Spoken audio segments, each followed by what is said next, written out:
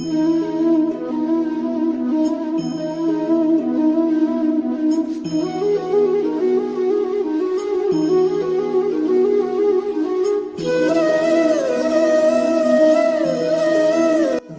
विद्यालय bright future academy नाम से चल रहा है यहाँ पे। जानना चाहेंगे विद्यालय की शुरुआत कब और कैसे हुई थी? विद्यालय की शुरुआत मई 2010 में हुई थी। इसमें हम लोगों ने इस किराए पर विद्यालय स्टार्ट किया था कुलड़िया अंदर डैम के उस पार। अब जो है अपना ये बना हुआ है, आपने देखा ही है, सारा बन गया है। सर जानना चाहेंगे एडमिशन प्रक्रिया कब से कब तक चलती है? एडमिशन प्रक्रिया 30 अप्रैल से चलती है, 30 अप्रैल तक ही चलती है, क्योंकि हमारे यहाँ सीटें कम होती हैं और रिक्त सीटें बहुत कम रहती हैं, इस वजह से फुल हो जाती हैं और 30 अप्रैल तक ये हो पाता है, उसके बाद नहीं। और जानना चाहेंगे आप क्या क्या रणनीति को लेकर कार्य करते हैं?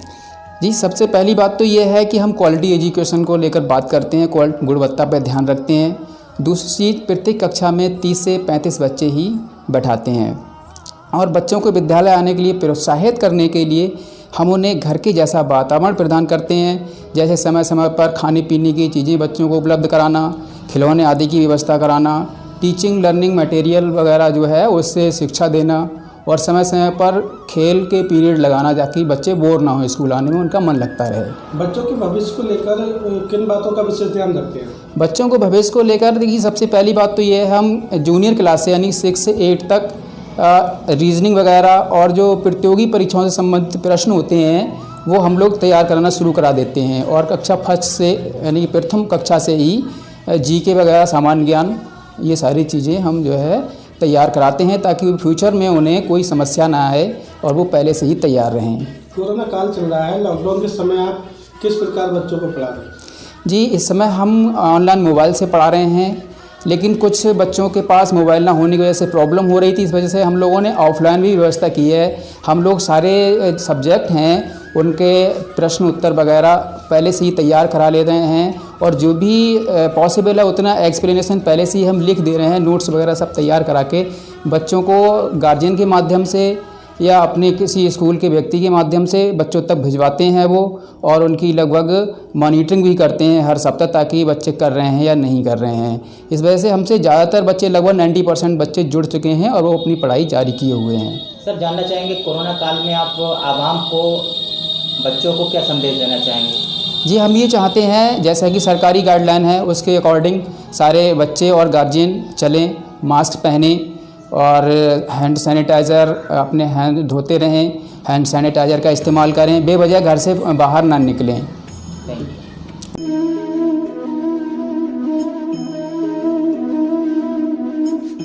सर कोरोना काल चल रहा है और ऐसे में बच्चों को जो आप पढ़ाते हैं किस तरह की समस्याओं से जूझते हैं? सर बहुत तरह की समस्याएं इसमें आती हैं, जैसे कि एक तो ये रहता है सभी बच्चों के पास एंड्रॉयड फ़ोन नहीं होता। दूसरी चीज़ यह है गार्जियंस को लगता है कि नहीं, जो सुविधा क्लास में हो सकती है वो इस समय नहीं होगी। इस तरह की समस्याएं आती हैं हमारे पास, लेकिन फिर भी हमने ऑफलाइन नोट्स तैयार किए हैं और उनके माध्यम से ठीक से एजुकेशन दे पा रहे हैं। तो आपका विद्यालय अन्य विद्यालयों से किस तरह अलग है? सर हमारा विद्यालय सर बहुत सारी चीज़ें ऐसी हैं जिनमें विद्यालय अलग होने की बात यह है कि एक तो ये चीज़ है कि विद्यालय में प्रवेश के बाद जो भी बच्चा या शिक्षक आएगा तो वो केवल इंग्लिश में ही बात करता है। दूसरी चीज़ है प्रतियोगी परीक्षाएं, जैसे कि हमारे उमर सर ने बताया था कि वो हम शुरू से ही तैयारी कराने लगते हैं। और एक चीज़ ये होती है, हर साल हमारे यहाँ जो एक बच्चा स्कूल टॉप करता है उसको हम साइकिल देते हैं। इस तरह से ये कई चीज़ें ऐसी हैं जिनसे हमारे यहाँ बच्चे जो है और गार्जियंस को कुछ अलग मिल पाता है स्कूल से। एक चीज़ ये है, सबसे बड़ी बात होती इंसानियत का पाठ हम ज़रूर सिखाते हैं, या किसी धर्म से कोई लेना देना नहीं, हर धर्म के बच्चे पढ़ते हैं। और उसको करने के लिए हमने जो हमारे यहाँ सुबह में मॉर्निंग असेंबली होती है, प्रार्थना होती है, उसमें सभी धर्मों की दुआएं, प्रार्थनाएं और अरदास शामिल की हुई हैं। अगले 5 साल की क्या योजना है आपकी? सर हम ये चाह रहे हैं कि अगले 5 साल में हमारा स्कूल जो है CBSE से 12th क्लास की मान्यता ले पाए।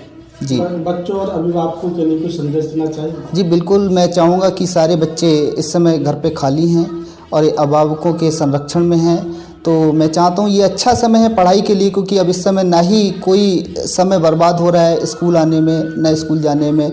तो घर पे बैठ के अच्छे से स्टडी करें, बाकी जो भी सरकार की गाइडलाइन है उसका पालन करें और गार्जियंस का सहयोग रहे तो बच्चा इस समय पहले से बेहतर कर सकता है पढ़ाई। Thank you so much.